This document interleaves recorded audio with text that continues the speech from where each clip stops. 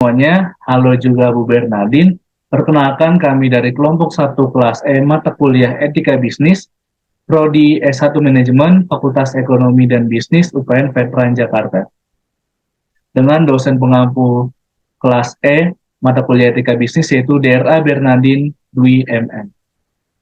Hari ini kami akan menjelaskan mengenai materi kami yaitu Earning Management dan Insider Trading. Izinkan kami untuk memperkenalkan diri terlebih dahulu.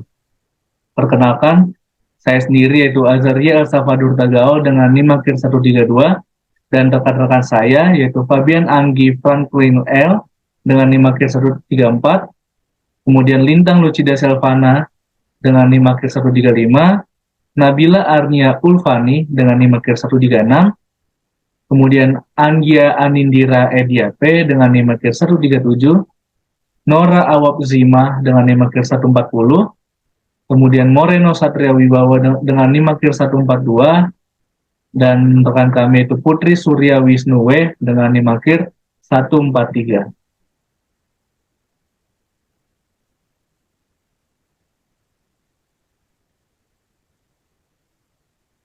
Oke, kita akan masuk ke materi pengertian earning management.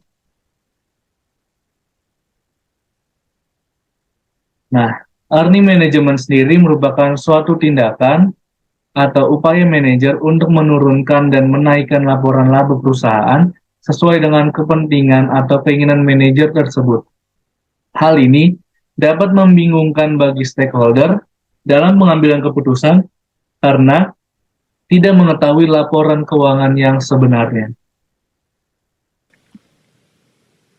Baik, selanjutnya ada fungsi earning management atau manajemen laba.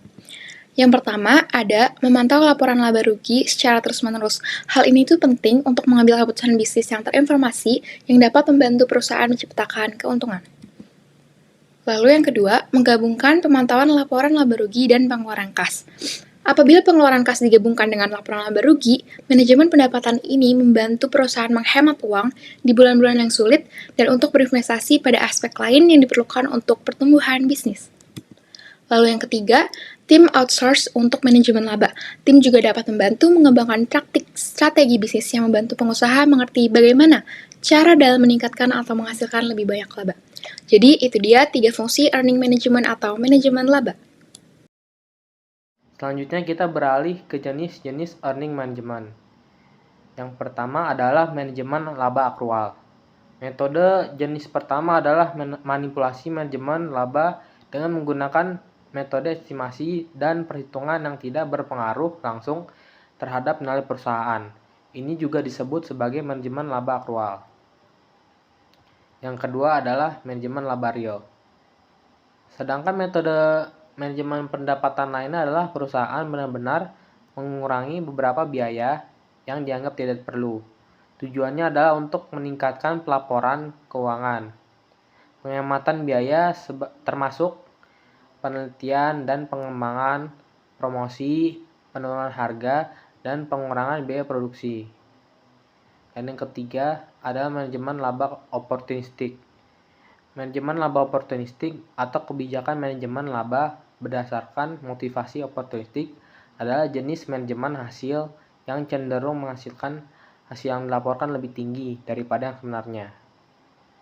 Ini dapat dilakukan dengan berbagai cara, seperti loss avoidance, earnings aggressiveness, maupun earnings smoothing.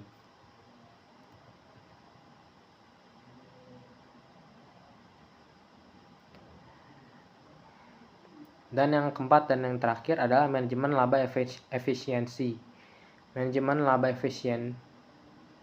efisiensi adalah manajemen laba yang tujuannya adalah untuk meningkatkan informasi tentang laba, terutama untuk menyampaikan informasi pribadi.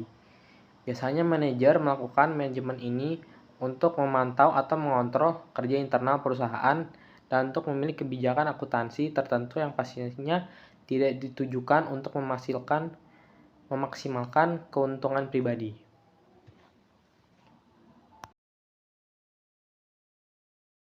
Oke, kita masuk ke apa itu tujuan dari mempelajari earning management.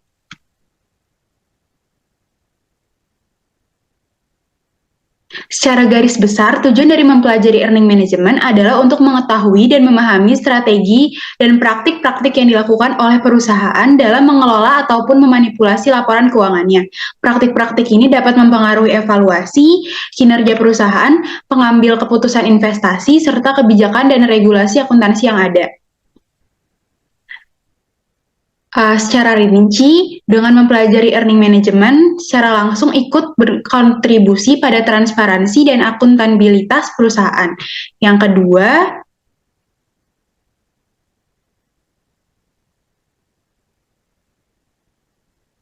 kedua yaitu meningkatkan kesadaran akan nilai-nilai etika terkait dengan pelaporan keuangan seperti kejujuran dan integritas dalam pelaporan keuangan.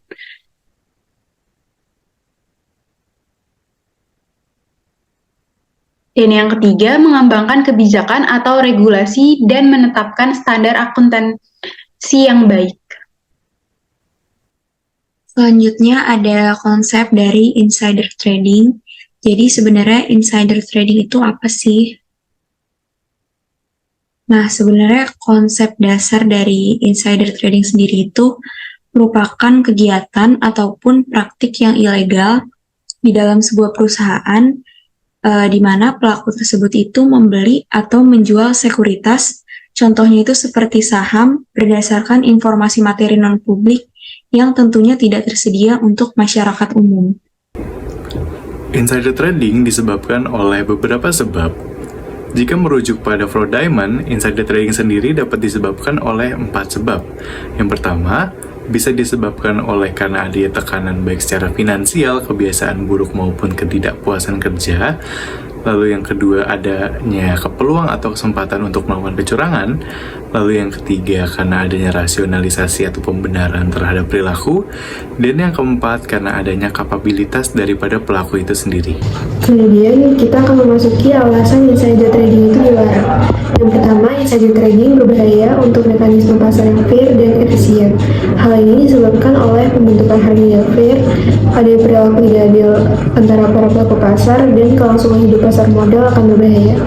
Yang kedua, insider trading memberikan dampak negatif bagi para emiten. Yang ketiga, para investor akan mengalami kerugian secara material. Dan yang terakhir, kerahasiaan itu miliknya perusahaan. Selanjutnya dari kelompok kami akan mengambil contoh studi kasus insider trading dari PT Gajah Tunggal Tbk. Salah satu contoh kasus insider trading di Indonesia yang mencerminkan pelanggaran etika bisnis adalah kasus PT Gajah Tunggal Tbk pada tahun 2012. Dalam kasus ini, 2 orang eksekutif senior dari perusahaan tersebut diduga telah melakukan insider trading dengan memanfaatkan informasi rahasia tentang rencana merger perusahaan. Dalam kasus ini, 2 orang eksekutif senior diketahui telah menjual saham mereka sebelum pengumuman resmi tentang rencana merger tersebut. Mereka menggunakan informasi yang hanya tersedia bagi mereka sebagai eksekutif senior perusahaan untuk memperoleh keuntungan pribadi dari penjualan saham sebelum saham harga turun setelah pengumuman merger. Tindakan tersebut melanggar prinsip integritas, keadilan, dan transparansi dalam bisnis. Pelanggaran etika ini melibatkan penyalahgunaan kepercayaan dan informasi rahasia perusahaan untuk keuntungan pribadi yang merugikan pemegang saham lainnya. Hal ini juga mencerminkan kurangnya tanggung jawab sosial perusahaan terhadap kepentingan yang lebih luas.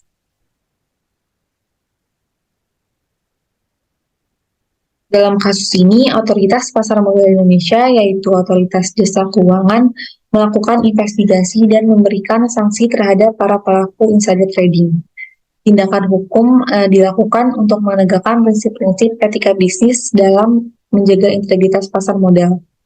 Kasus seperti ini menunjukkan pentingnya kesadaran dan penegakan prinsip etika bisnis dalam bisnis dan investasi.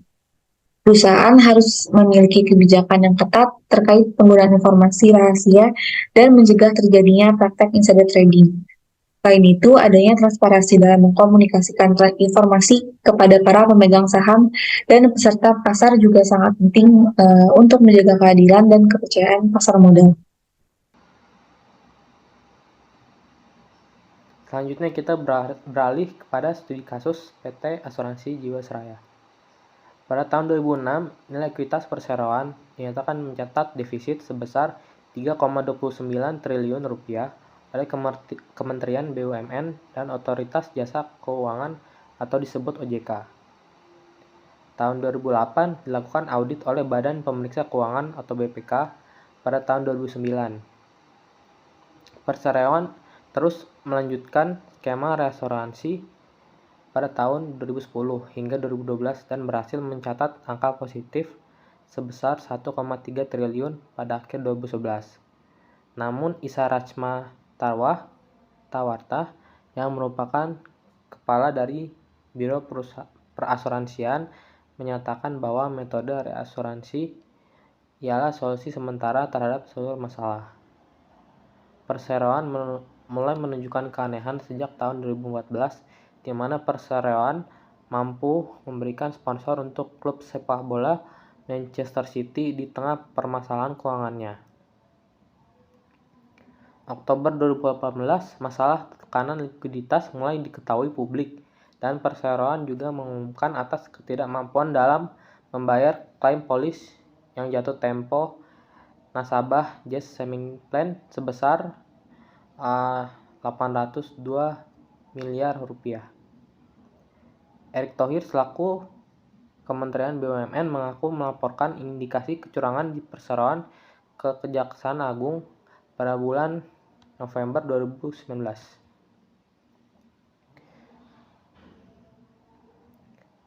Kemudian pada bulan Desember 2019, penyidikan Kejagung terhadap dugaan korupsi Perseroan menyebutkan bahwa Jiwasraya menempatkan 95 dana investasi pada aset yang beresiko. Kasus Perseroan berlanjut hingga tahun 2021. Pada tanggal 25 Agustus 2021, 6 terdakwa yang dinyatakan menyebabkan kerugian terhadap negara sebesar 16 triliun dipidana atas kasus korupsi dan pencucian uang di PT Asuransi Jiwasraya Persero, dipenjarakan oleh Kejagung di DKI Jakarta. Keputusan ini dilakukan oleh Mahkamah Agung atas hukuman pidana berupa penjara dan denda.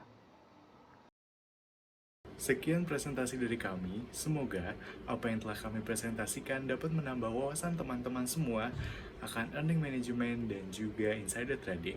Semoga bermanfaat.